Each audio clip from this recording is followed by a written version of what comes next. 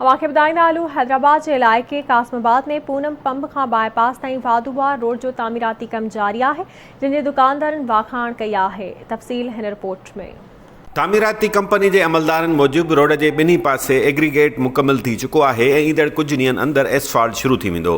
कासमाबाद के हिन मुख्य रोड के तामीर वारे कम के कार शोरूम मालिकनि साराईंदे चयो है त कम मुकम्मल थियण सां कारोबारी सरगर्मियुनि में वाध अचण सां गॾु ट्रैफिक जाम जो मसलो हल थी वेंदो। असांजे इलाइक़े में तमाम सुठो कम थे पियो। असीं इन्हनि खे एप्रिशिएट करियूं था। असांजो इन सां बिज़नेस वधंदो, कारोबार वधंदो, माण्हुनि जी अचु वञु वधंदी ऐं हूअं बि ट्रैफिक जो फ्लो हिन पासे वधी वियो आहे। त इहो त तमामु सुठो अमल आहे ऐं कमु सुठो अमल आहे, हिन खे सारायूं था।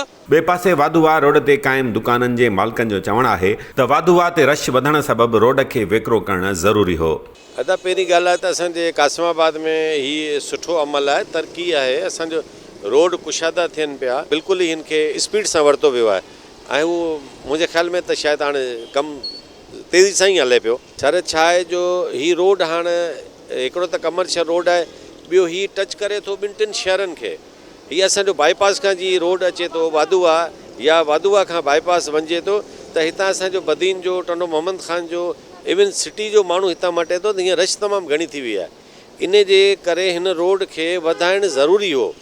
होॾां रोड जो तामीराती कमु कंदड़ कंस्ट्रक्शन कंपनी के अमलदारनि जो चवणु आहे त रोड ते तमामु घणी ट्रैफिक हुजण बावजूदि कमु जल्द खां जल्द मुकमल करण जी कोशिश कई पई वञे। ट्रैफिक तव्हां पाण ॾिसो था केतिरी आहे, राति जो अञा तमामु घणी थी वेंदी आहे। सर हीउ रोड था ठाहियूं, जेको असफाल्ट थींदो न उहो 36 फुट जो थींदो ऐं 2 फुट जो करब ब्लॉक लॻंदो, जीअं फुटपाथ वांगुरु। सर हीउ जेको असां एग्रीगेट मटेरियल विझूं पिया न, इहो 6 इंच जो लेयर पिया विझूं। भाईजान तव्हांखे ॿुधायो दुकानदार आहे, असां 6 दफ़ा पास था आणूं। हीउ तक़रीबन 18 टन जो रूलर आहे, वाइब्रेट हिन 36 टन थो थी वञे।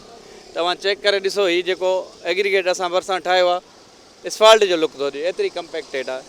सर हिन खे असां 2% जो स्लोप ॾिनो आहे। पहिरियों हिन रोड ते ईअं न हुयो। हिन जो पाणी ड्रेन थींदो वाधूवा में, उहा साइज़, ऐं हिन साइज़ में तक़रीबन 5-6 इंच जो ईअं स्लोप ॾेई असां ड्रेन कयो आहे वाधूवा में। रोड ते हिकु कतरो पाणी न बीहंदो। कंस्ट्रक्शन कंपनी के अमलदारनि जी दावा है त वाधूवा रोड जी तामीर दौरान मयारी मटीरियल इस्तेमालु कयो पियो वञे त जीअं नओं तामीर थींदड़ रोड वधि खां वधि जटाव करे सघे।